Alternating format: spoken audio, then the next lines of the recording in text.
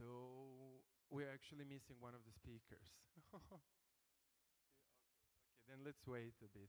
It's such a change in a space, so it's going to be kind of tough for us to beat up the previous panel, but we're actually talking a lot about the empathy and expression of that and restlessness through the dance floor. So I think the topic will hopefully towards the end of the night unite us, yeah. But meanwhile, we're waiting for Roger from Jazar Crew, so hold on, yeah.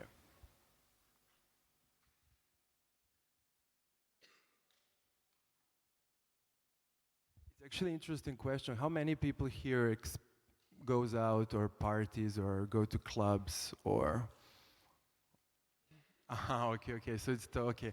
No, because it's good to know. Sometimes when you speak about clubbing, a lot of people get very confused with certain terms or like what's going on there. So just to understand how to adjust the language, yeah. So are we waiting for Roger or what do you think? Yeah. Just there. Okay. Okay, so we start. So my name is Bogomir Doringer, and I'm active as an artist, researcher, curator, quite actually mix of things, and very often I'm actually networking for myself and for the others, because doing art became quite a bureaucratic process and you always have to convince somebody in something. So yeah, let's say I'm an artist who is interested in researching different social phenomena and the way that they manifested themselves on bodies and in bodies or through bodies of people. So yeah, I'm very grateful to be here tonight and to introduce you to the research that actually also connected me with each of the speakers, panelists here today. So I would like to introduce you the term dance of urgency and how this term was created. So everything started from the project called I Dance Alone, and the project I Dance Alone started with me experiencing something like this.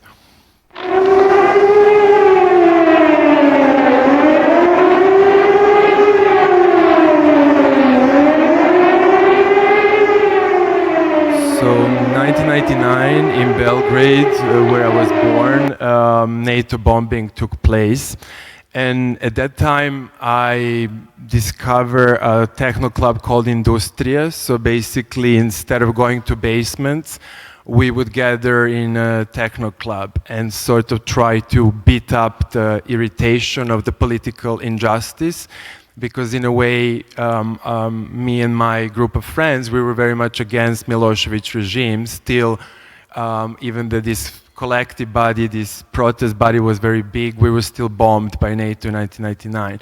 So in a way to mock the possible death, but also to protest, we actually would gather in clubs and dance. So for me, understanding of dancing was quite different in a way. I kind of understood dance as I said, the protest. So when I moved to Netherlands in 2004, I got shocked with zero urgency that was expressed on a dance floor, and also how bodies were not expressing, somehow moving much. So I became obsessed with the idea to try to document different dance floors by observing them from a bird's eye view. So to apply this kind of divine perspective or watching from above and look into the dynamics and what they're expressing. So what's the intention of the choreography, the gestures, the distances between bodies? Are there girls, are there boys? Do bodies look into the DJ or not? But also, what are the conditions in which these people gather? So in which they kind of enter, let's say, altered state of consciousness and participate into something. There is this sort of collective dance. So this is how I Dance Alone started.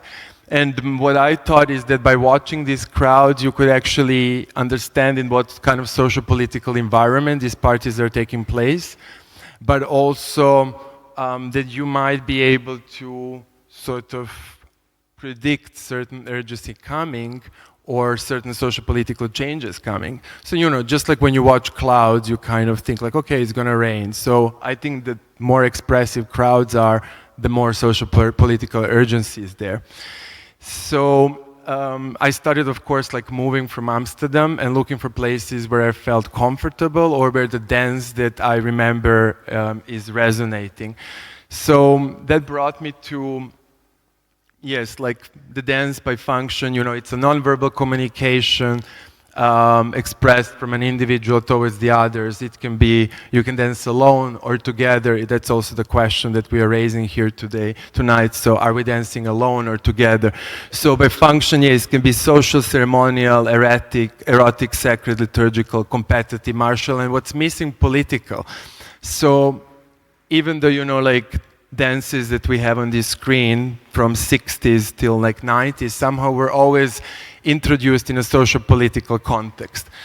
Or let's say voguing as a kind of reclaiming of a space that, let's say, African-American community did not have in New York, etc. So in Zimbabwe and in South Africa, there was a dance called Toy dance, which is actually that without a weapon you can unite in a kind of collective body, and that body becomes threatening to the system. So this dance got forbidden at the beginning of 2000 because of its political connotation.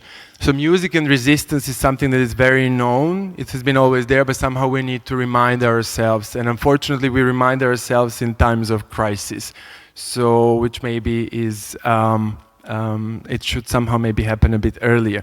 So I would like you to, also the music and resistance was very much introduced to me through underground resistance, so the collective from Detroit, and a group of DJs who were very important in uniting in Eastern and Western Berlin, and I will explain a little bit why.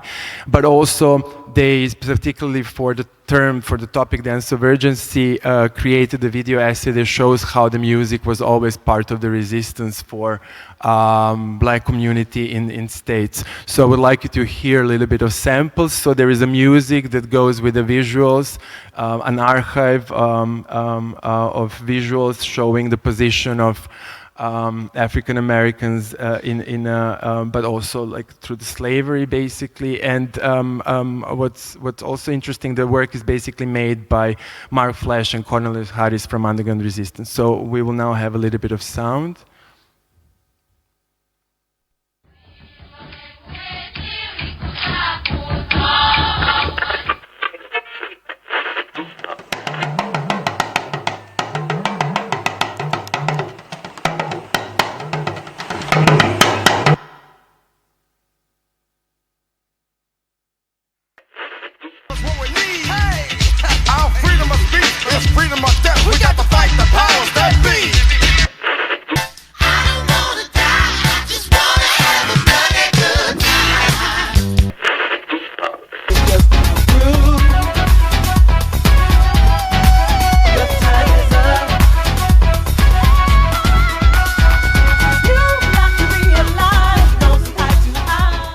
So they were interested in the history of African drum and how it sort of attached itself through the different music instruments, and then now to the bass that we will be dancing later here in Bozar as well. But what's important, like I met Dimitri Hegeman, the founder of a Club Trésor, and he thought it's very important and interesting to mention that in order for uniting after the fall of wall, the East and West, Berlin, the repetitive beats and non-verbal music was important. So underground resistance was playing a lot in Berlin.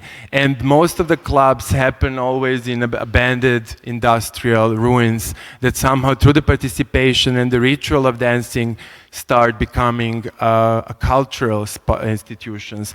And in the same way, Club Bassiani, that we will be talking here today with the founders of the club, was built basically under the football stadium in Tbilisi in Georgia.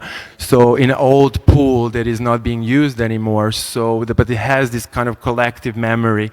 And again, what will be discussed later is that this club is very much fighting for the visibility of those who do not feel comfortable uncomfortable in society or who do not have a space, but also for uniting a very diverse group of people, so through the dance. So if you think that they're trying to unite as well LGBTQ community, actually it's in a G-spot of a football stadium, so in a place where the hooligans are screaming loud, they're actually dancing even louder in the underground of this space. The club is particularly interesting because it changed the visibility of the Georgia and youth, and it kind of reconstructed, redesigned also how we know Tbilisi. And last year in May, Georgians for 2 days danced in front of the parliament, and this became into like broadcasted image internationally that gave goosebumps to many of us, but also it reminded us on the combination of a politics and the dance floor. So just 1 week later, in Berlin, the Reclaim Club Culture, so the unity of clubs and music festivals, organized anti-fascist protest that gathered 85,000 people. So the exotic dance from far away, that to Europe was somehow always something that happens in other countries, is now an urgency that is happening in Europe. And I think the event that we are participating here is also recognizing that, and that's an urgency that the youth needs to sort of be reshaped, re-educated, and united through different mediums. So I just found out that Mamba Negra collective from Sao Paulo is also here tonight. Unfortunately, I didn't know that before. So it's interesting to mention Mamba Negra because the participation in Sao Paulo in clubs, for example, like if you go to Techno Club The Edge, you need to give your fingerprints.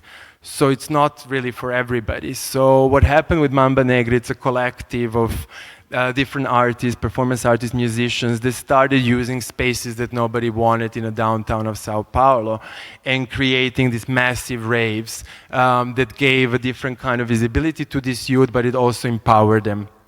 So just to mention some more, Cxema in Ukraine, AFZ in Leipzig, Mamba Negra, Mina in Portugal, Njege Njege. So what we are here discussing tonight is basically, or not discussing at the moment, I'm introducing it, but we will be discussing it, is exactly that there is a certain movement going on, so the return of politics and dance to the dance floor.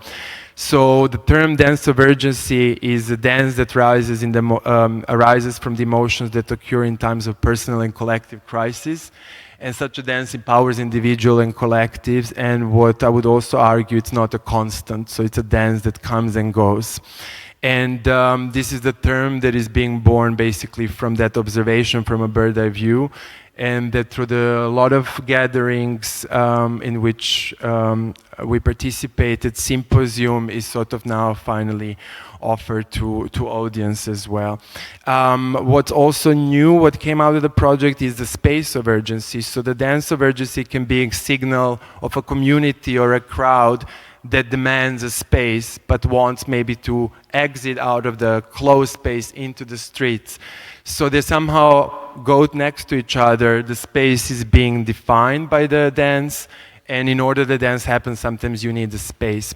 So Space of Urgency is now the research project that, together with the University of Applied Arts Social Design Department in Vienna, and Liz Kyiv, Arno Bosman, and Lucas Counter is starting. It's a collaboration between Amsterdam, Berlin, and Vienna in thinking what's the free space. So I don't know how you feel when you walk through the cities. Do you feel like you're choreographed by what you consume?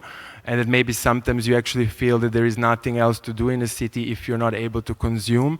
So it really depends from city to city, but it's also this idea of something for free, which, for example, when you mention in Netherlands, there's always this awkward look that people think that something for free is not something that should be taken serious. So sort of interesting how this concept of free spaces is totally sort of pushed out of the image of what the city should be and look like. So that was like a short introduction of 10 minutes and some ideas that came out of the research. So I will introduce each the speaker now briefly, and then we will go through questions and hopefully engage also with you. So Dr. Kelina Gottman from King's College is actually a writer of the book Choromania, Dance and Disorder, and I took a short description of the book. So when political protest is read as an epidemic madness, religious ecstasy as nervous disease, and angular dance moves as dark as uncouth, the disorder being described is choromania. So I'm sure some of you heard about a choromania, but probably described maybe differently. So Kilina, I would like to ask you if you could shortly introduce your practice and the term choromania. Yeah, welcome. Thank you so much, Bogomir. It's just really an honor to be here, to be in conversation with you and with everyone here as well.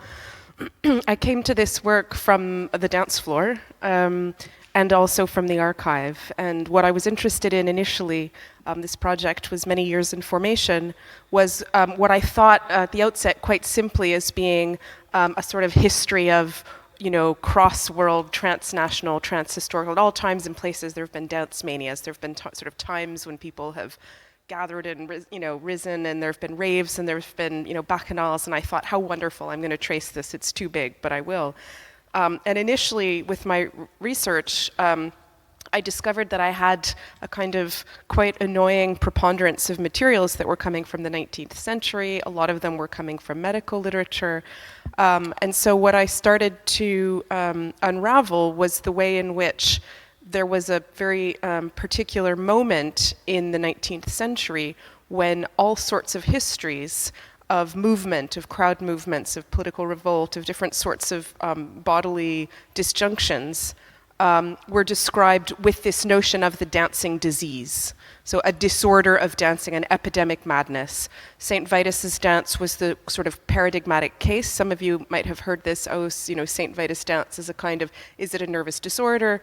And so what I became interested in was how this notion of an epidemic disease that arises at times of stress was really gaining prominence during an important moment in the formation of nation states.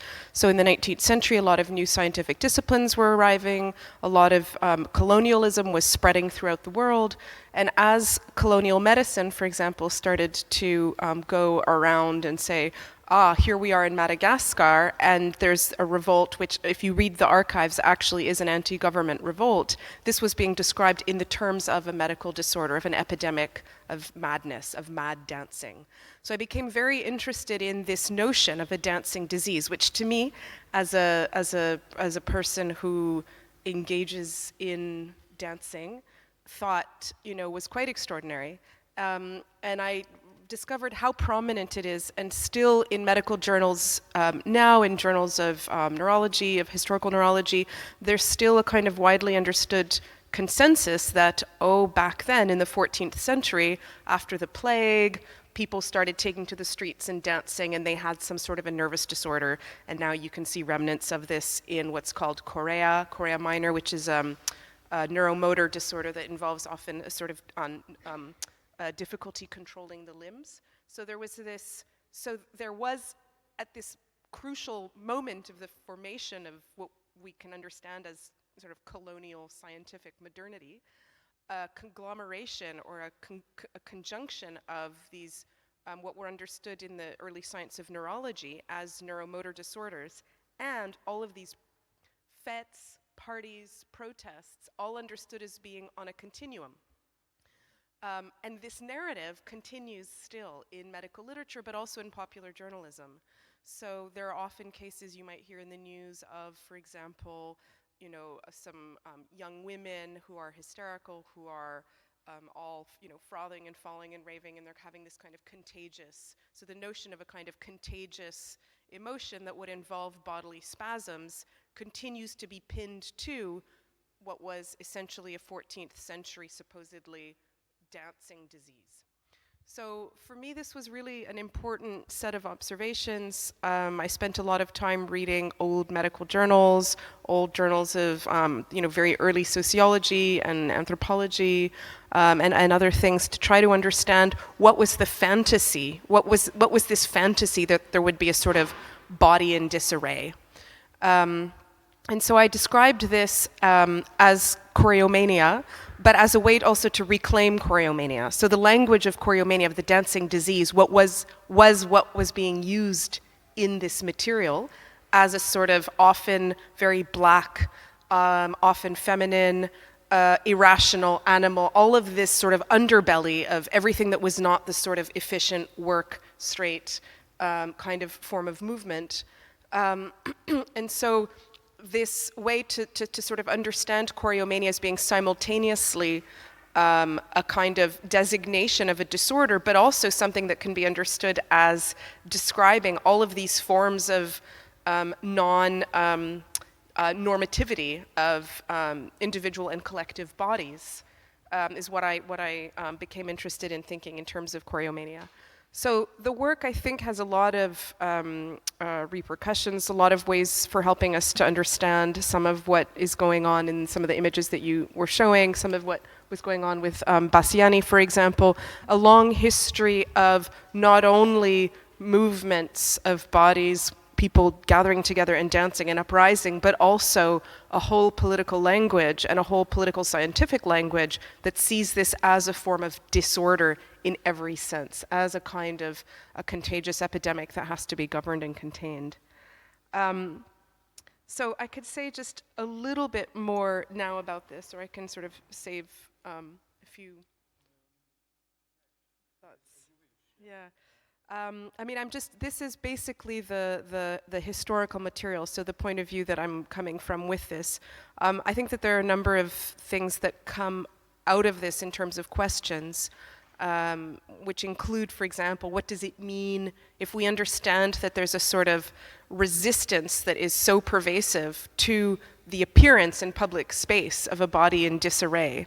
What does that make us understand, or how does that enable us better to understand how our bodies are continuously being sort of reinforced into certain rhythms, certain spaces within which, and certain manners within which we move? So what I was reading, for example, with early 20th century dance manuals, a lot of instruction against moving in ways that are too jagged or irregular. So irregular movement that has, so the whole notion of excess is something that gets deployed, that gets often medicalized. So it becomes interesting to think, how do we then understand better a body in revolt? How do we understand these uprisings as being a kind of literally an expression, so a sort of an out-pressing of a whole set of anger, frustration. Some of the cases that I was reading, when I say cases, I was tracing a genealogy. So I was interested in seeing how the idea of the dancing mania moved along rather than trying to catalog. And I was interested in how certain texts would get repeated and transferred. And so somebody read this and then they said, ooh, this is a dancing mania. And actually you look at it and it's the Sioux, the Native American uprising in the 1890s against the government, U.S. government was cutting rations, basically starving all of the indigenous population. This was the real height of the genocide. And they were dancing. And this was military intervention was brought in. And if you look in Madagascar, there was a revolt against the pro-European king. So there are all sorts of ways in which these dances of revolt, these uprisings into public space, were then understood or sort of dismissed as medical problems of epidemiology, and problems of epidemiology that had a strange sort of recurrence at the same time, a very like titillating, phantasmatic recurrence of a bacchanalian, a sort of medieval bacchanalianism.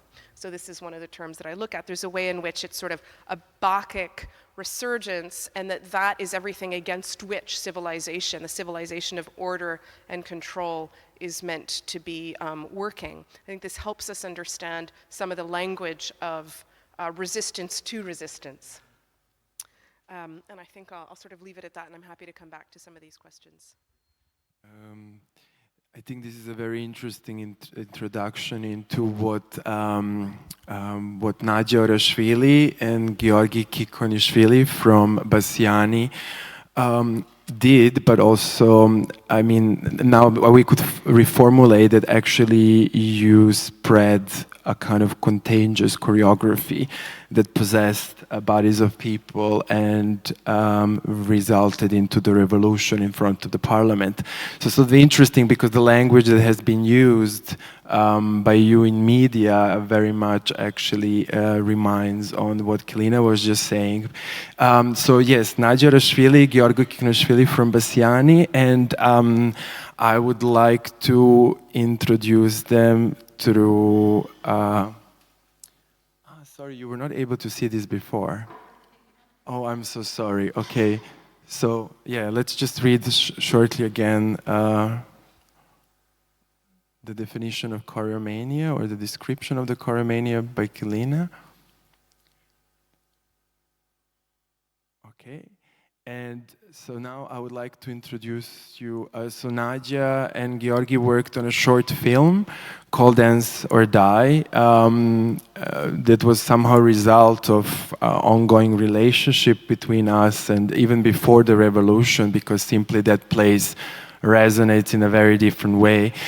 So Dance or Die is a kind of a video essay that describes of why Bassiani was created and how, what are the references, and we're going to show just a short part. So I don't think that you're able to actually read subtitles, so Georgi will just read loud from his phone while the images are being played. Yeah.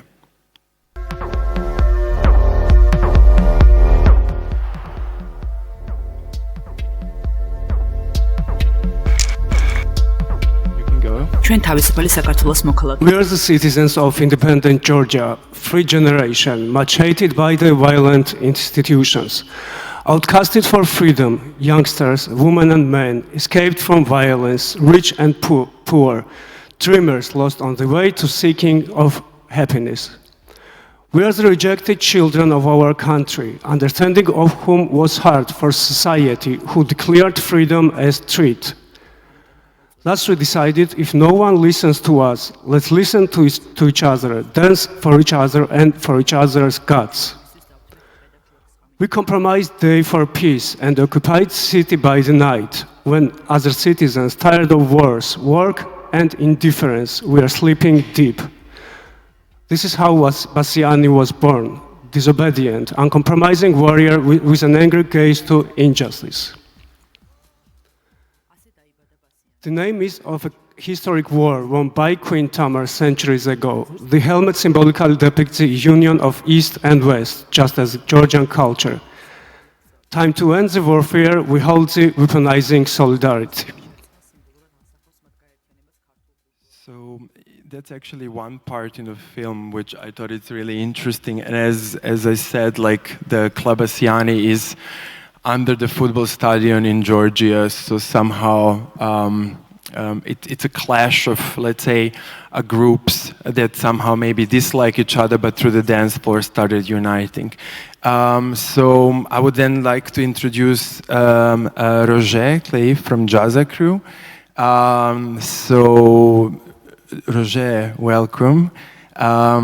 Could you like briefly introduce what is Jazar Crew, who are the members, how many of you, and what is the aim of Jazar Crew, basically? Yeah. Yeah. Hello. My name is Roger. I'm from Jazar Crew from Palestine. Jazar Crew is a collective made from 4 or 5 people. Some active, some not. We are organizing parties, DJs, and more than parties, organizing events, some cultural events, like a film festival, running a venue, and things like this. We started around 9 years ago, and organizing parties in Haifa, and then we started to organize parties in the other side of Palestine, in the West Bank, and we created like a bridge between the prohibited areas from the other side, and from the parties actually happens there like community, and people got to know each other and started to create more projects, and dance together, because we as a Palestinian, we are separated. There's a Palestinian in the occupied territory, there's Palestinian in Gaza, in the West Bank, and in the diaspora. And from the parties, we actually connected and we met the other Palestinians in the dance floor. And yeah, sorry, we're just watching here actually a Boiler Room Palestine that was filmed in Ramallah. And this was a big thing because actually, if I'm correct, like Nicolas Jarre was one of the first musicians who came to play to Ramallah. And then very fast after that, well, not actually very fast, a year later, basically, Boiler Room decided to give the visibility to the scene and to the Jazar Crew. Nicolas Jarre, one of the biggest electronic musicians, came, but other than Nicolas Jarre, many came in the back in the times, and some maybe not big as Nicolas Jarre. But Nicolas Jarre was one of the big ones who came to Haifa, Ramallah, and in Jordan and Amman. So just to elaborate, like, why is it important to actually have somebody like, I mean, Boiler Room or musicians coming to Ramallah and playing, like, just to understand what is... The people, the microphone is, like the people in Ramallah, they are limited with going out. They need a permission or a visa to travel, and every time they need to go outside of the West Bank, they need to apply, as I said, for a visa. And it's important for artists to go there because people there appreciate the music and like to dance and like the music. And okay, so in a way you're defending a certain space or reclaiming the space through the dance and participation. Yeah. Okay. Okay, so yeah, so that's actually maybe a good introduction to, let's say, like Nadia.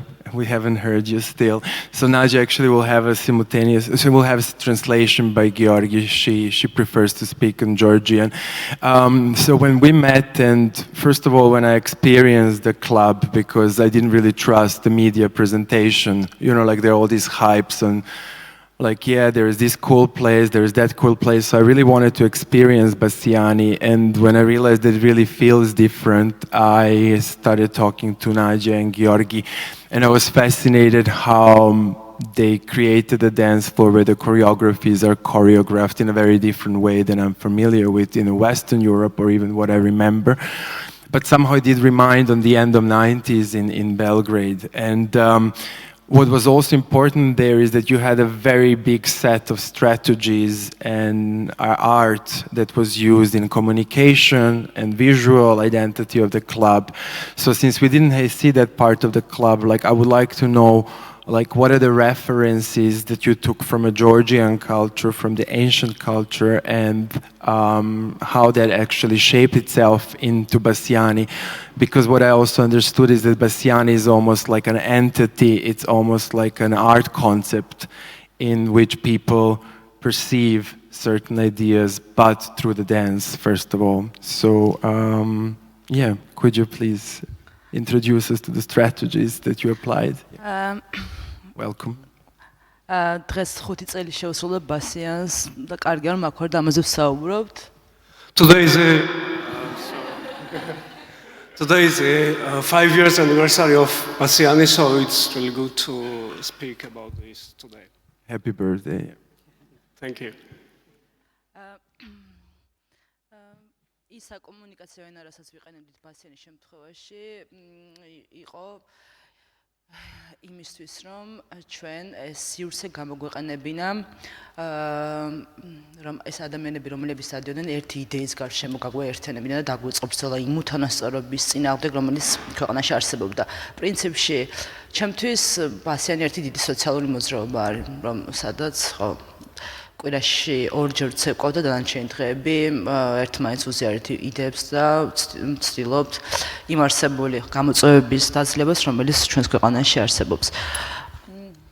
The communication language which we used on Bassiani during the communicating with the people was the main thing which was used for uniting the people, the dancers around all these challenges which we had, and to unite these people around the ideas which we shared together, the idea of equality and solidarity. And we are dancing there for 2 days per week, and the rest 5 days we spend this time for sharing the ideas with each other, the ideas which came to us on the dance floor. და რა თქმა უნდა ეს იქნებოდა ნებისმიერი ვიდეო არტები, პოსტერები, თვალსაჩინო ყველაფერი მიუთითებდა იმისკენ თუ საით მივდიოდით და სახელიც ხო არის ერთ-ერთი ყველაზე დიდი ბრძოლის სახელი. ამიტომ ის ენა ის საკომუნიკაციო ენა იყო ზუსტი, რამაც აქამდე მოგვიყვანა, რამაც მოგვიყვანა რევოლუციამდე.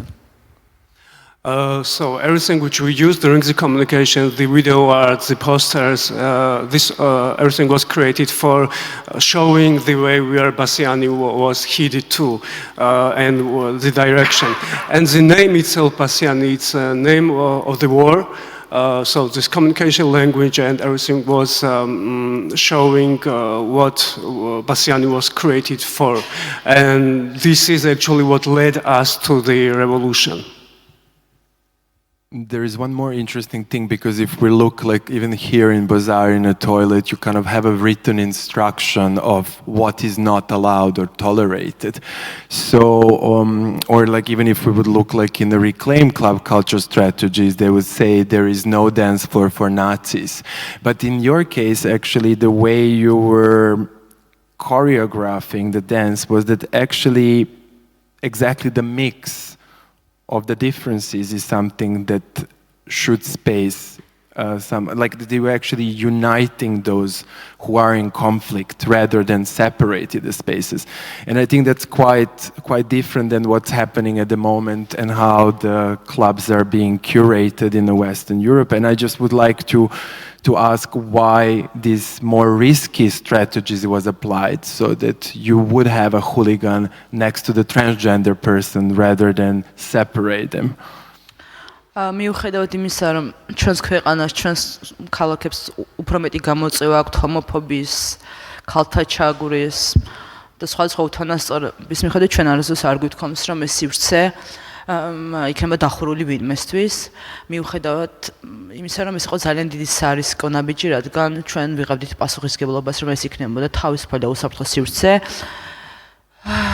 იმ მარგინალიზებული ჯგუფებისთვის, რომლებიც საზოგადოებისგან გარიყულები არიან. რა თქმა უნდა, ეს იყო სარისკო, მაგრამ ზუსტადაც რომ ეს იყო ის რწმენა და ის რწმენა, რომ საწარმოიდან შეუძლია გაერთიანოს სხვადასხვა ღირებულებები, სხვადასხვა სოციალური ჯგუფები და ამეგობროს და ისინი ერთიან იდეებისა და ღირებულებების გარშემო გაერთიანოს შემდეგ. Notwithstanding the fact that there is a very high rate of homophobia and the conservatism and the violence against women in Georgia, notwithstanding this fact, we decided that our club should not be closed for people. So we wanted to let the people of different views in. Of course, it was a very risky step, but we trusted in the power of dance and in the power of dance floor, and we trusted in the idea that if we let the people of different kind of people, the hooligans, the transgender people, and so on, and if these people started dancing together on the same floor, this would unite them, and this would unite them with this solidarity with each other. So that's why we took this risky step to achieve this unity. და ამან მოიტანა ზუსტად ის, რომ ის ხულიგანები, რომლებიც დამეგობრდნენ სხვადასხვა სოციალურ ჯგუფებთან, დადგნენ სათავეში დადგენ იმ წინააღმდეგობრივი აქციების იქნება, რომელიც იქნება ანტიჰომოფობიური თუ ნარკოპოლიტიკის, ანუ სხვა ჯგუფები გაერთიანდნენ და დაიწყეს ერთმანეთის პრობლემებისთვის აღმოსაფხვრელ ბრძოლა. ეს მოიტანა საციკო მოედანმა, რაც არ მოუტანია სხვა არაფერს მანამდე ჩვენს ქვეყანაში. And the outcome of it is that these hooligans, the transgender people, the women, the men, all these people united and they started to fight for each other's rights. So if there is a women's march, all these people are standing on the women's march. If there is an action against homophobia, all these people are standing against homophobia. If there is an action for liberating the drug policy, all these people are standing together. And this is what our dance floor brought to us, and this is what nothing in Georgia, nothing else brought such kind of unity to us. Kilina, I would like to ask you, like, okay, so what we have, I mean, this topic always sounds a little bit like a science fiction because, you know, you go in a semi-state of trance and you dance with people and suddenly you come somehow transformed. So on the other side, what we are talking here is that the choreography can be understood in a broader sense as a right to actually move. So if one has a club to go, it's already achievement. If one has a street to walk through. So maybe this idea of a choreography and dance as not just dancing in a club, but just sort of like, if you could like elaborate on this demand for freedom and the freedom of movement actually. Yeah, thank you. I've become really interested through this in thinking the freedom of movement as being not just, that movement is not in itself a good, but the possibility of movement is what allows constantly for transformation. So one may wish to be still and one may be very powerfully still, and that might be what is the most resistant or sort of grounding act in that moment. But to be able to have these, what I think of as zones of intensity or choreo zones, or these sort of areas of gathering, that isn't in itself what creates the transformation, but there is, as you were just suggesting, a kind of moment or a movement towards that place, or something that might be very much underlying. So for example, what I was seeing with these notions in Madagascar or in the American Plains, for example, or some of the other cases that I was looking at, I mean, when I say cases, some of these narratives, so much of the time actually, and it's the same thing what you're describing, I mean, you know, every place of gathering of bodies in revolt is going to be a different one, but there's going to be a whole sets of histories and grievances that we are always in motion, that are going to be what can surface, and in a place of one could say a kind of a safety, or a kind of a place of a refuge. And so, and this is a little bit the question. I think often we talk about an underground or under commons, and it isn't necessarily that there is a literal being underground, although that burrowing can be something of a sort of place in which there's an allowing of that shifting to happen. But I think that if we understand this as a sort of capacity for, or as an intensification of what is there, and an intensification that happens, you know, physically, corporeally, but also in those synchronizations or those rhythmicities, and in that kind of visibilization, that sort of seeing oneself with others within a space together, then what that does is it allows for, in the present moment, not just seeing the possibility of some other future, but actually being within that moment in a very charged way. So I think that this has huge implications for how we understand all sorts of notions of freedom of movement, or you know, we tend to think of the language of free movement as being that of passing over a border, and that can be a very important, obviously, is an incredibly important thing as well.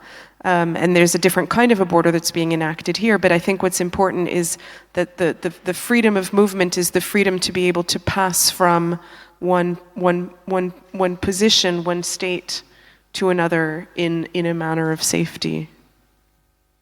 Yeah, then here becomes interesting that sort of what are the values in which people gather. So let's say, what are the values of the space in which one is entering? So what are the values of a club?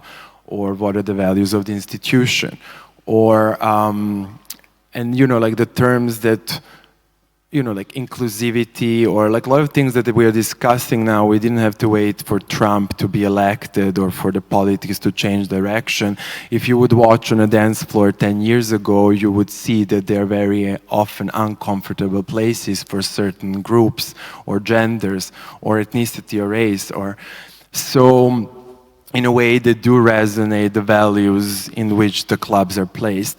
So, but how do you kind of reverse, how do you transform that? So what are the, because you know, entering a club is like entering somebody's house, you know the way how you're welcomed and treated will somehow be in line with the people who are somehow running this space. I really think that you can very fast sense where you are and how you are understood as an individual or a group by the way that you are welcomed, by the sound system, by the program, by the treatment, by the lighting, etc. So Nadia, like, could we a little bit like go through the set of values that the club has and how these values resonate from technology that is being used to the way that people are treated from the end, etc., etc. So I think this is also where the answer comes, or experiencing something or crossing to another side, because it's a setup of different values around it as well. Yeah. Yeah. ბასიანის პირველივე დღიდან ჩვენ მქონდა რომ სოლიდარობა, თავისუფლება, თანასწორობა არის ის ღირებულებები, რომლის გარშემოც უნდა გავერთიანებულიყავით.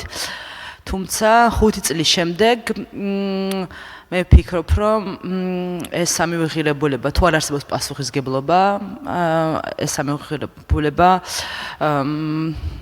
აზრს კარგავს, იმიტომ რომ ვფიქრობ, რომ პასუხისგებლობა არის ის ყველაზე დიდი ღირებულება, რომელიც ინტერპრეტაციებს არ ტოვებს, განსაკუთრებით თუ კი ვსაუბრობ თავისუფლებაზე. ამიტომ თუ როგორ უნდა შევიდეს სივრცეებში ამ ადამიანთან ის ღირებულება,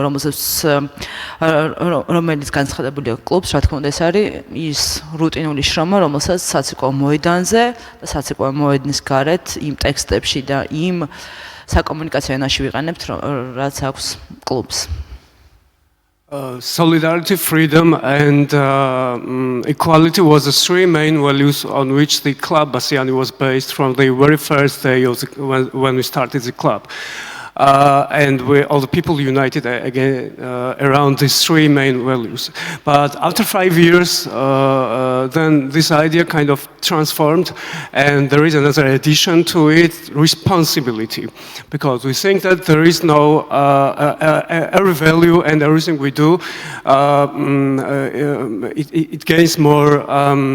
It loses place for no interpretations when you add the responsibility to it, because you are just responsible for everything you do. And the communication and everything which you do during this process is now based on these four values. I mean, what's interesting in both cases, in Jazar Crew, but also in Bassiani, is that there is also the moment of visibility that you kind of gained. And this visibility also gives the visibility to the network, and especially in a creative field, like in case of Jazar Crew, the music. Tonight you're actually playing, and I mean, now that Kxema is like traveling all over the world, and so you also gave the visibility to those who are sort of part of these spaces, but also bringing the message further. So Roger, could you elaborate of what are the results from like the very beginning that you started till now? Like because the Jazar Crew is now, you are running your party as well in Berlin and etc. So Fusion Festival. I think it's interesting because you somehow, you gained a certain visibility, which comes also with responsibility that was mentioned. So just to, like, if you could elaborate on those, results is, first of all, we as living inside the Israeli part in Haifa, we had like an identity crisis that we don't have our own nightclub. The studies all in Hebrew. The government is like deleting our history and language, and that we exist and making our own bar, and we have our own music, and you can order your drink in Arabic and you can find the community there. It is by itself like a resistance, that we exist there, that we are creating our own events, that you meet outside of university and outside of work in the public or in the club or in the parties, in the events, that the people meet each other, and all this is already a big result, what it's created. And visibility, that the people know that we exist, that there is actually Palestinian lives there, that we also have a party, that we also have music, we have our own culture, we have our own sound, and the visibility helped to share these things on the world, to meet people and to speak loud and to call for justice. And I mean, there's also, as far as I remember, you also once spoke about how the music that you play is, like you also use the certain samples from the Arab music and you combine it with electronic music, and this sound some of us heard, but most of us never heard because it's a new production. So there is also, again, this sort of use of music and art in delivering the message. So could you say something about that? Yes, it's also, like I didn't start as a DJ, I started as a party organizer, and to each time make the party, sometimes I had to play it by myself. And by year after year, we started to create our own sound. People started to mix samples, music from Arabic, add electronic music. And especially in Ramallah, they have their own hip-hop style in the Arab world. And all the people there, they do like very special hip-hop. You can also check it out in the Boiler Room Palestine. And adding all the samples and all the sounds from the surround in the music, it's become its own genre and its own music. Sound has started resonating through the world in a way, yeah. I mean, it's not a little thing, so I'm sort of asking you to say this because I think it's like even if I remember the Fusion Festival and your stage, I mean, it had a very particular atmosphere that I haven't experienced in Germany or even in Berlin. So like there is a kind of space created for this sound. So we are here talking about, of course, the music industry somehow being influenced by what you're doing, but you're also setting up a new set of values and new names. And I think this is very important because, yeah, the visibility here plays an important role. Yeah, are there actually any questions? Because it would be kind of nice to... No, you're all fine. Okay. Okay. Is there any urgency going on? Yeah. No, I mean, it's interesting. I was like... I mean, there's the idea of creating political opposition through the dance floor, because at the time when I spoke about 90s, like if you think of Exit Festival, that some of you maybe know, but it's like one of the biggest music festivals in Serbia at the moment. It started as a student protest, and then from the streets it became a kind of music festival. It helped in arrestment of Slobodan Milosevic, and now is the most commercial music industry festival, actually supported by government with a lot of sponsorships. So speaking of values, like how do you prevent that your space or space of what you do has this constant freshness, and is urgency something that will last? How long does this dance of urgency last in a way? So maybe Roger question for you. Yeah, in a sense, how, like, what's the end of an urgency? Like what's the ideal situation? But also, how do you prevent that you sort of maybe like it's we as Palestinian who lives again in Haifa, we are having a problem to solve with the state of Israel and the occupation, and we have also with our own cultures. There's some conservative, and it's something very new to go party, dance, alcohol, club, music. So we are in between our people and in the government. So that's why it's kind of like alternative spaces, or let's call it like an underground. How do people react to what you're doing? You know, like do you notice that the crowd is growing, or the movement is spreading, or are there difficulties about maintaining what you're doing here? It's like different between like the whole. It's all alternative. There's different between the kind of the alternative. There's techno parties. There's like reggae parties. There's a normal night. Just like alternative spaces. People reacting, they like it, and it's new to it. A lot of promoters and organizers came out from this and started to make their own parties. And I would say that it's still developing. It's still new, and people still doing this. Nadia, Georgi, what's the situation in Georgia after revolution?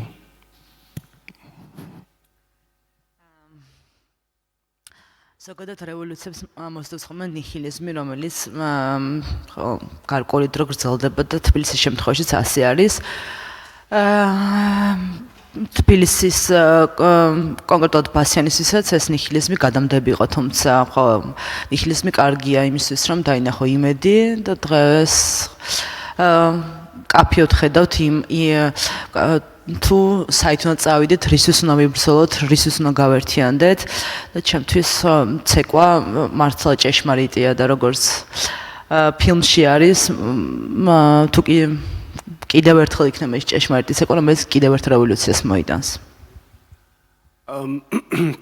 After the revolution, a general revolution brings in nihilism, and it was the same in case of us. After the revolution, there was a big period of nihilism in Georgia, and this nihilism was spreading and spreading and spreading. But then finally we went to a point where some hopes came. And as we already say in the film, which is called Dance or Die, we see this hope. And because we believe that if the dance is true, then it brings revolution. And I mean, I kind of know actually the answer, but you just mentioned before that you changed the visual language and you started going more into direction of, because in a way, in a country where culture institutions failed, you kind of as a club took this role. So now what's the next step? Like, how do you curate the crowd further, or how do you provide the crowd next level? So, or what is the new content that you are interested in bringing here? ძალიან რთულია, როცა მუშაობ, როცა გიწევს იმ მიმართულებით, რომ რასაც სასიკვდო მოედანი ქვია, იმიტომ რომ იმის გარდა რომ იცვლება სტრატეგიები, იცვლება პუბლიკაც, რომელსაც შენ თუ რაღაც რუტინულ შრომას ჩადებ ამ ადამიანებზე, რა თქმა უნდა იმათ გაქვთ გარეთ მზის შუქზე, მაგრამ შენ კიდევ ახრიდან გიწევს ახალ პუბლიკასთან მუშაობა. მე ძალიან ბევრს ვფიქრობ, რომ ცოდინის გაზიარება არის ერთ-ერთი ყველაზე მნიშვნელოვანი რამ, რაც სასიკვდო მოედანს უნდა ხდებოდეს. ეს ხდება სტრატეგიის, ყოველგვარი ტაქტიკების გარშე და ახლა დრო არის ვფიქრობ, რომ ეს სივრცეები გამოვიყენოთ განათლებისთვის. რა თქმა უნდა, ვიღაცისთვის რაღაცის სწავლა ძალიან დიდი პრეტენზია რომ რაღაცა ასწავლო, მაგრამ ის რომ ჩვენ ერთმანეთს ის დაგროვილი გამოცდილება გავუზიაროთ, ვფიქრობ რომ ყველაზე საუკეთესო ადგილი არის საცეკვაო მოედნები. It's really hard to create the crowd on and dance floor of a club because there are so many people and all the effort which you put into creating this crowd. From years to years, this crowd is changing. So the people which you already worked with are at some point leaving the club, and then they bring their experience outside in the city, and then new people are coming in. So you start over and over and over again. Right now we are at the point where we think that the main thing is to share the knowledge. And of course it's really big responsibility and very pretentious statement to say that you are an educator or like this, but the good thing is and the more proper thing is to share the knowledge. So the knowledge which we have, you share with some dancers, and they bring their own knowledge, and this knowledge which we share with each other is the main thing which now brings our crowd together. Yeah, bringing the knowledge, but also extracting the knowledge from what you did successfully, in a way. I think this is the point where I can connect, and this is the point where different universities also shared an interest, because you did something that in some places is maybe not possible. And I would actually like to, Kilina, now bring here the topic of in order for body to move, you need a certain conditions, but sometimes the bodies are very numb because, so in a way, we do still, the clubbing or like clubs still do exist. So somehow I have this idea that the clubs are almost like a formalin for a collective body, like they can be a way for practicing of people to be together. And that in the time of crisis, this body can come out. So they're like different agendas of different places. But I'm thinking in terms of like when body is not able to move or when it gets numb. So this sort of impossibility for even imagining the movement. So this is also what inspired my project was, yes, of course, love for clubbing, but also realizing that most of people on a dance floor just stand instead of take the space, express themselves, dare to connect. So I think, and I don't know how you feel, but I think we very often witness dance floors where people don't move that much. So this numbness is something that should also be acknowledged, I think. Like, would you like to elaborate? Yeah, definitely. I think there are a few things in that are really important. One is, and I was thinking about this earlier when we were speaking about these notions of transformation and border passing and such, that I think one of the things that happens not just in a dance club but in a dance situation is a particular sort of manifestation or use or a particular kind of decision as to how one expends one's energy. And that in a regime of sort of overwork, hyper, neoliberal control, et cetera, when we all kind of work to the bone, and an era of precarity, an era in which there's a sort of general state of tension, there can be a sense of, and in a way, this is what we really get with industrial modernity, is the sense that work has to be used for efficiency, and it can't be used for play, something useless. And in fact, a lot of, with material on dance manias in the 19th century, a lot of the accusations, including among ghost dancers, among the Native American ghost dancers, was that they were wasting their energy and that they should to dance rather than get a good night's sleep so that they could sort of be productive. And some of the government agents were saying you should, teach them the dollar, and so that they'll kind of like learn capitalism and they'll do away with their Indian ways, So there's definitely a club culture, definitely operates simultaneously within an economy, and also it operates sort of counter to a particular sort of economy. So, I think that there's something around these notions of how do you pass, or what's the passage from if there's a certain sort of state of numbness, either emotional numbness or that translates into physical numbness, mental fatigue that translates into physical fatigue and vice versa, how to pass from that into something that is a kind of an enabling and an energizing. And again, with the Native American ghost dancers, what they said is, we'd rather die like men than like starved rats. And so we're going to dance to the point of exhaustion. We're going to kind of dance past, and that is going to call up a new energy. I do think that there's something further with that connects a little bit with this and with the question you were posing, and that has to do really with the notion of ecstasy, or of the ecstatic. And I think that a lot of what these moments of dancing together can do, and it's not just in dancing, but it's sort of heightened in that, is that ecstatic, that standing outside, that is a reaching sort of past a self and towards others, and that can be experienced in all kinds of different ways. And I think that not only sort of allows for a kind of a really radical passage beyond a sort of debilitating individuation, etc., but also it's what serves as the ground and also the possibility of another sort of mode. I'm kind of skirting around, or I'm thinking through the question that you're asking, because what I want to think really, and this is a term besides the notion of ecstasis or of ecstasy, of sort of the standing outside, or ecstasy, belonging, a notion of kind of one stands outside in order to kind of be with others in a way to reconfigure. So the notions of society we're accustomed to have to do with the idea that they're individuals, and then individuals get together, and that creates a collective. And so how do you get a bunch of individuals together, right? So that seems to be the sort of constant, battle, is like society, how do you gather individuals, right? But that is based on a model of individuation, of sort of social.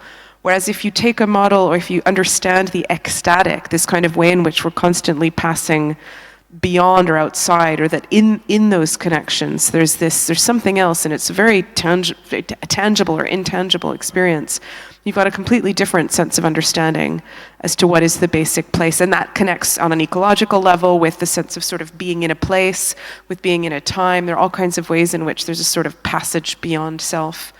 And I think that with that is also a notion of ascesis, or of exercise or training or practice. And I think that one of the ways that we can understand sort of how do you pass beyond numbness, or beyond that sort of the zombie capitalism, or zombie, whatever zombies, zombies are often associated with capital, but it doesn't have to be capital only. Whatever is that state that's kind of going to rid the vital life, that on some level, that I think even these very small, tender, some of what Rajay was talking about in terms of these very small events, or even this notion of hosting, it doesn't begin necessarily with the crowd. It begins with a kind of 1 + 1 + 2, or with something that's very intimate and vulnerable. And I think recovering those vulnerabilities is what really allows movement, or is a kind of movement outside of passing beyond a numbness. And then if it gathers momentum and there's a larger group, that's where you get that completely different quality that you're talking about. Otherwise, you've just got a bunch of, egos in a kind of, pen hanging out, and it, absolutely destructive to any sort of deep solidarity. Yeah, you touched on a lot. So yeah, dropping the ego at the wardrobe is something that I would always prefer in clubs. And I think some clubs are really actually for the pump up of the ego, and some are for forgetting about it. But there is also this difference of the terms from 90s and now. So let's say when we go out in 90s, you would say we are trancing, or one is in a trance, but now we would say that one is wasting his or her time, which was connected. Then there was also this moment of, dancing till death, as a kind of heroic almost a gesture. But then there is also this combination with the dance floors, is that it's always a combination of eros and thanatos somehow. The dance floors are often connected to a sexual expression, liberation, but also there is also this dark side of it. So that's somehow announcing a part of the video that I would actually like to show, the politics of ecstasy, that was produced by Chiara Baldini, a researcher, and Rafael Cosdron. And what's interesting about this is that basically Chiara is interested in bacchanalias and Dionysian rituals, and the law that prohibits bacchanalias is actually in Vienna in a Kunsthistorische Museum, and the language that is used in that law is exactly how Bassiani has been attacked by the government. It's exactly the language that is always used to prohibit any kind of underground scene or subculture. So it's sort of interesting because we're talking about bacchanalias and the same language still applies today. But also what here I would like to show you is this moment of inclusivity and kind of safe spaces and transformation through the state of trance and participation. So I will play you a short part of the politics of ecstasy.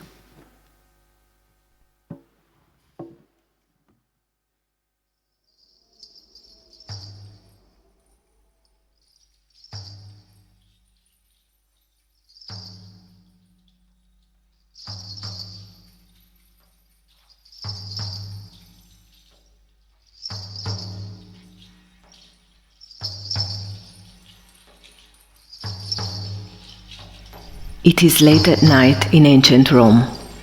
Small groups of people holding torches are silently walking in the streets of the capital of the empire.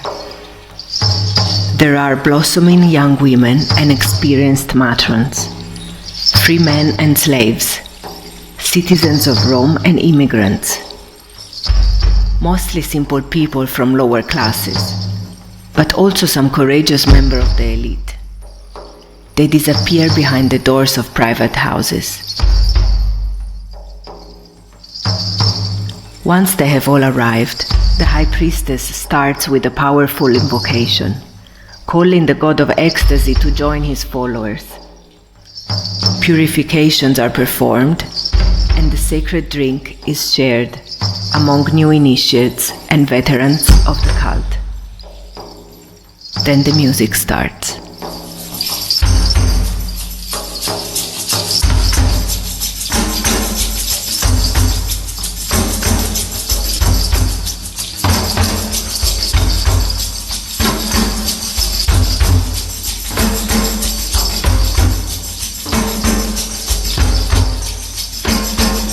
The sound builds up, louder and louder. People start dancing, letting themselves be moved by the music. Faster and faster, allowing sounds to flow out of their bodies. Someone starts screaming long and loud, followed by many others. The cries are so wild that they don't even seem human anymore, more like animals. And as the night grows darker and deeper, the sound of enthusiasm gives way to that of pleasure.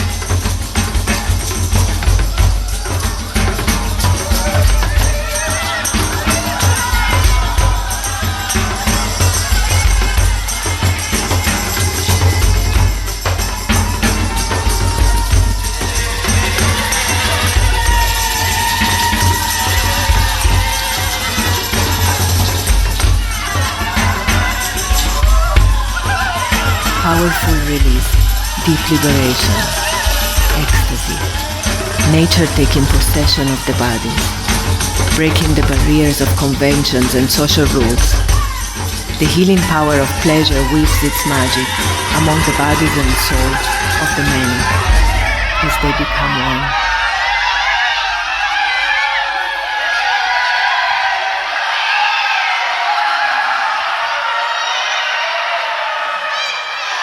At the break of dawn, the music wanes to silence, and the gods recede, like shadows, to make space for humans.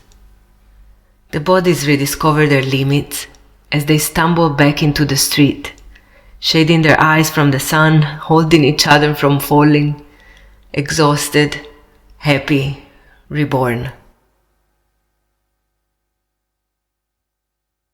So yeah, that's actually an interesting introduction into the dance floor for those who will participate tonight.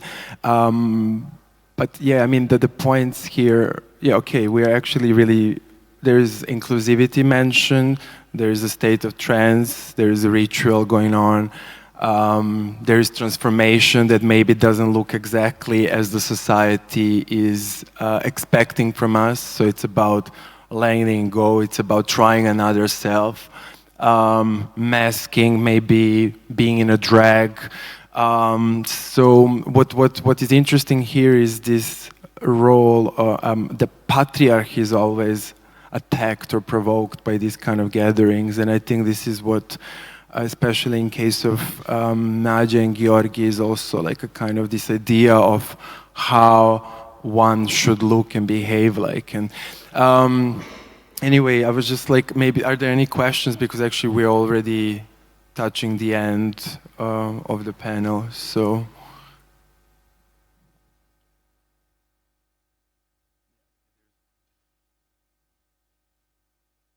Yeah, I mean, I really like both of your initiatives with creating these kind of common dance floors where everybody can come and be.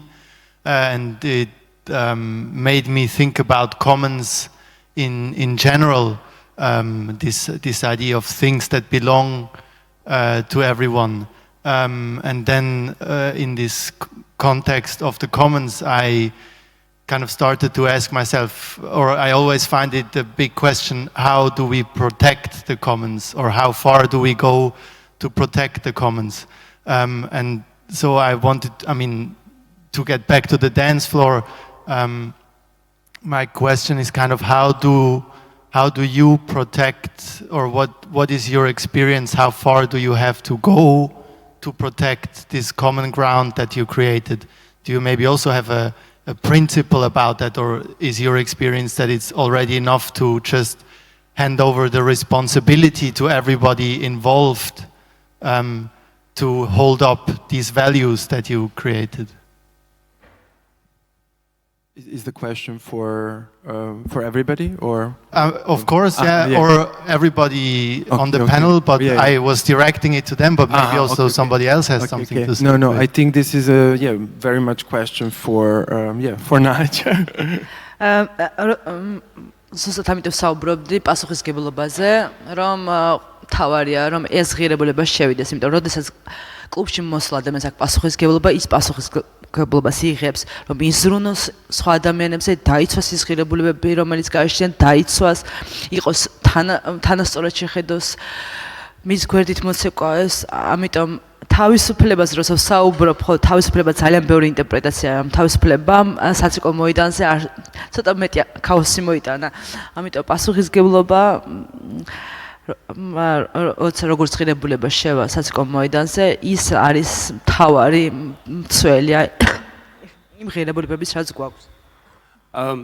That's why I was talking about the responsibility, because when you go on the dance floor and you become responsible for the people who are dancing, become responsible for each other, to take care of each other, to take care of each other's values.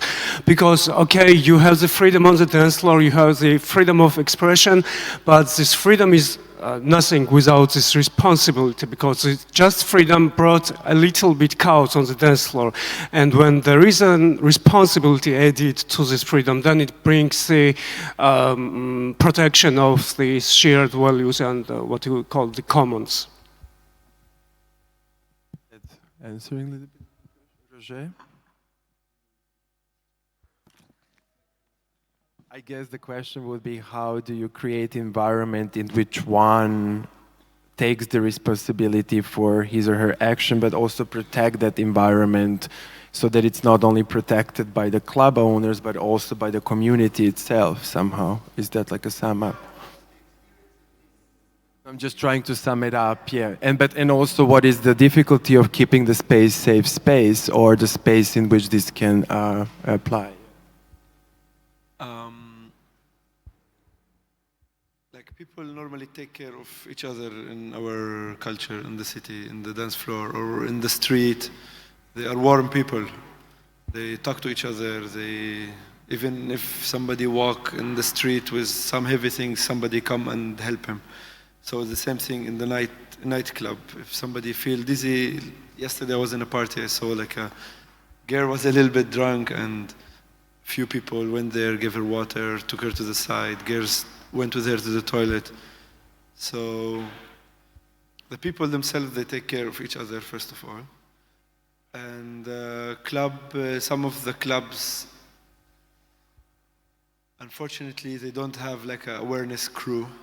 I don't know if I'm answering the right thing, but I've been in parties, not in Palestine, but for example in Berlin, that there is awareness crew that always inside the party, that they take care of all these things. They don't care about anything else other than harassments or fights or some things like this. And the people themselves, if they participate in the party, like some of them, they feel part from the party, from the community, then it's adding this thing on the dance floor. They feel very much part of the party. Okay, any other questions?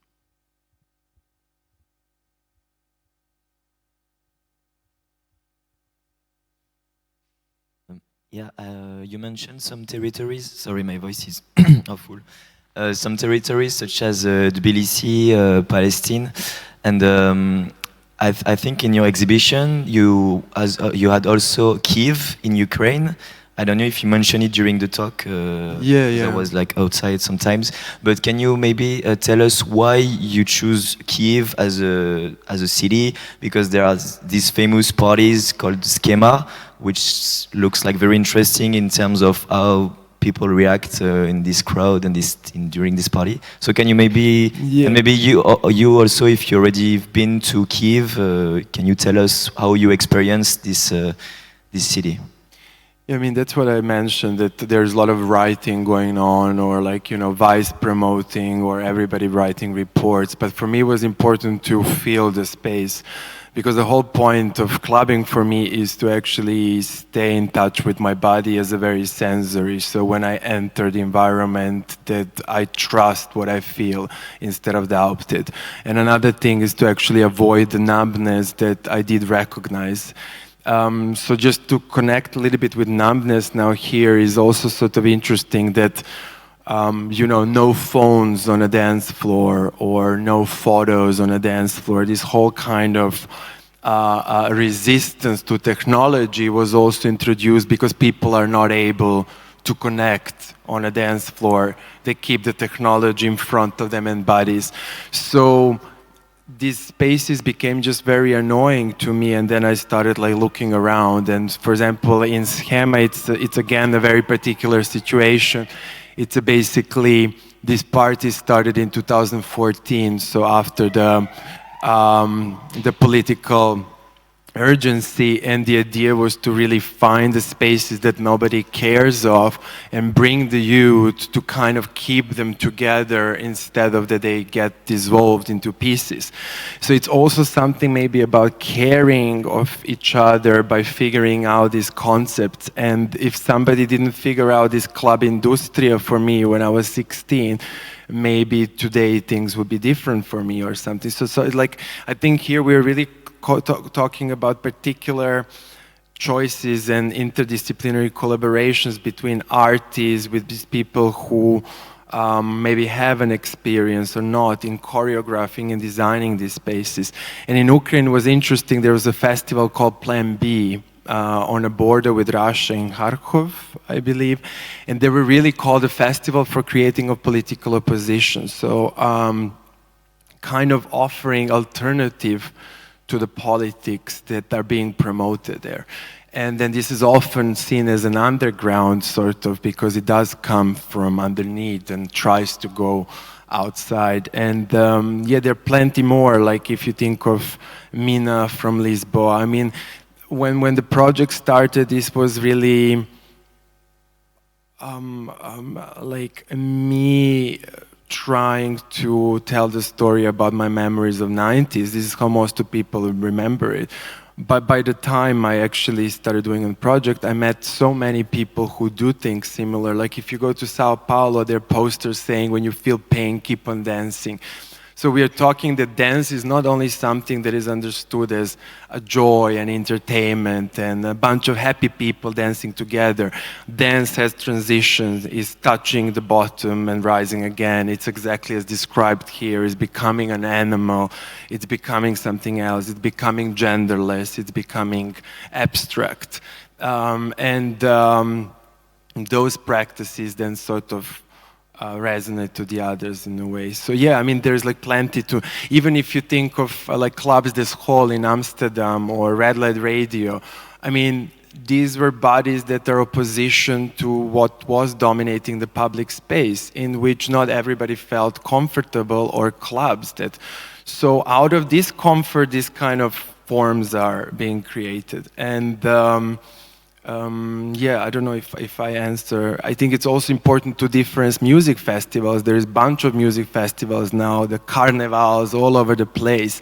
But what is the value of these spaces? Like, you know, like if you think of Boom Festival that doesn't have a corporated promotion, that is able to provide safe space for people, that are 70,000 people tripping on LSD and it feels nice. Good luck to do that in a club in a city. So, you know, like there is really a lot of things to extract from these subcultures and how they actually grew, and what it means to, yeah, how does this resonate further? So, but now when we're here... I will add something about Kyiv. ყველაზე მნიშვნელოვანი კიევის საკლუბო სცენამ გადაარჩინა ის ახალგაზრდები, რაც უკრაინაში პოლიტიკურ კრიზისს მოყვა და პრინციპში, როცა საუბრობთ საცეკვაო მოედნის ძალაზე, საკლუბო კულტურის, უნდა გავიხსენოთ, რომ თუნდაც თბილისი გარშემორტყმული არის კონფლიქტური რეგიონებით, სადაც თბილისის საცეკვაო მოედანზე დაიწყეს ცეკვა ერთად რუსებმა, უკრაინელებმა, სომხებმა, აზერბაიჯანელებმა, ირანელებმა, თურქებმა, რომლებიც ერთმანეთში თითქმის ყველას აქვს კონფლიქტი, აქ დამეგობრდნენ და შემდეგ უკვე ეს დამეგობრება უკვე გადავიდა უკვე ზიშუგზეც გავიდა. ზუსტად ამიტომ აქვს უდიდესი მნიშვნელობა საცეკვაო მოედნებს. Speaking of the dance floor of Kyiv, actually these clubs were the spaces which saved the youth of Ukraine during the political crisis. And if we are speaking about the power of the dance floor, and if you take the example of Tbilisi, the Georgia and Tbilisi is surrounded by the many conflict regions like the Russians, the Armenians, the Azerbaijan, Turks, Iranian people, the people from Ukraine. So all of our neighbors have the conflict, the war with each other. And from year to year, these people started dancing to Tbilisi, and the people like, for example, from Armenia, Azerbaijan, and from all these countries, were coming to Tbilisi and they were dancing together, and they, from year to year, they started like making friends with each other. And then when they came back to their countries, this experience of dancing with a representative of a country who has a war with your country, so kind of dancing with the enemies, so-called enemies.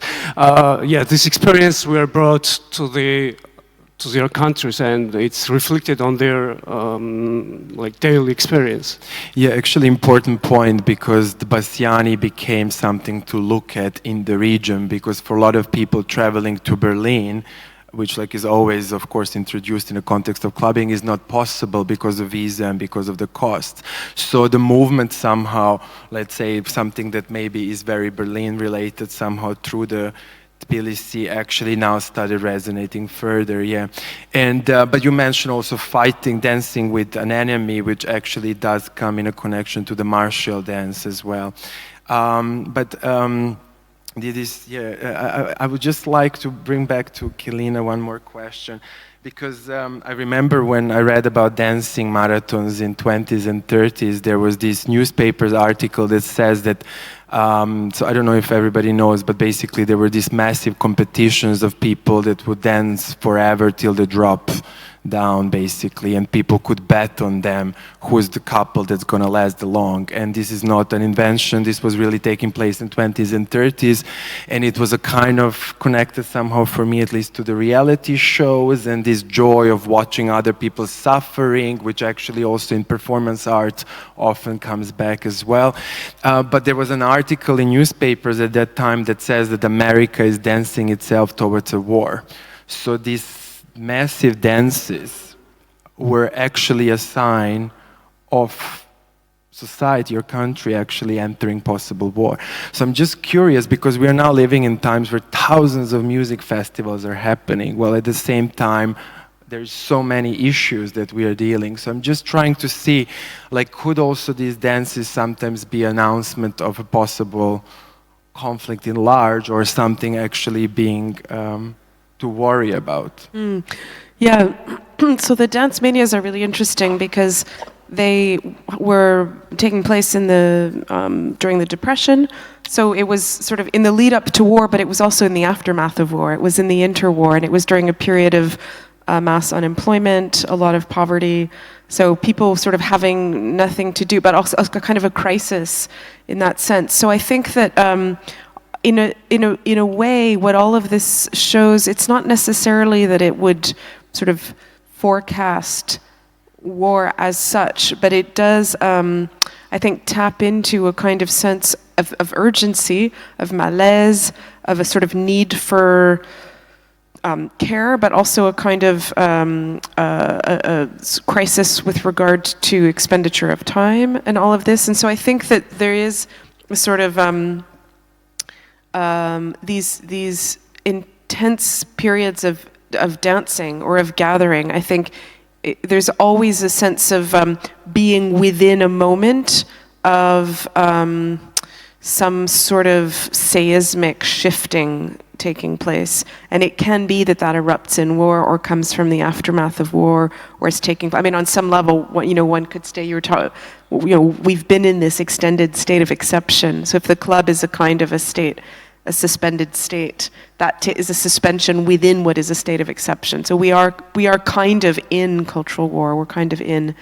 We're in crisis. So I think it's not surprising, and whether that erupts, or whether there's a way in which maybe some of these sort of bonds and other alternative ecologies and alternative economies can take place to sort of shift or assuage something. I think maybe that's something that we can take as a really maybe positive challenge to protect and to care for. If there are no any more questions, we would close here. Yeah, no more questions. Okay, so yeah, I actually hope that you will now, or maybe you actually already understood the dances as like this, but maybe you will see the dance floor now differently. And the question of why one dance for, or what is your dance about, is something that's nice to ask ourselves or your friends, or and just to bring back to the I dance alone and we dance together, which became a slogan in Georgia. So this I and we is something that is constantly transitioning. So if you would think 20 years ago or 10 years ago, you would have promotion of Nike saying, yes, you can do it, but now it's suddenly all we. So I think it also shows the time in which we live. So we are now definitely dancing together instead of alone. And yeah, I would love to thank for invitation and for giving a floor to this research and community that came out of it. There's many more of us. To also support from Q21 in Vienna and everybody who recognized this urgency. And yeah, thank you for attention. Yeah, thank you everybody. Yeah, thank you.